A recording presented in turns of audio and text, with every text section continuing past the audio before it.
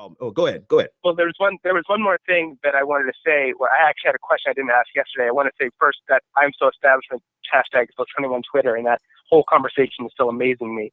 But the question I had was, when I noticed polls all the way back in the fall that goes back to the black establishment thing and the questions about reparations, is that looking at things like the difference between Nevada and South Carolina, Bernie got Hispanic support to a much greater degree, much faster than he did black support. And he got Latino activists. His Latino activist support is massive. People who he's hired onto his campaign, it came very quickly, very early on, when they saw his plan, and they saw his plan was clearly the best and that Hillary supported private prisons.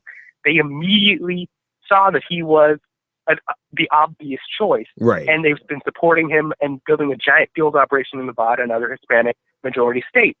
And to see that clear contrast between that and how the black populace has responded to Bernie Sanders in a much more skeptical way, and especially in leadership, it begs the question, is the reason that's happening because the Hispanic community doesn't have the same historic set-in-stone black establishment politically that I would argue, to a certain extent, I would argue, yes, that's the case. There is a very strong, I don't want to misconstrue this. There's a very strong Hispanic coalition, activists. They're there, and they have been a part of the Democratic Party for a long time.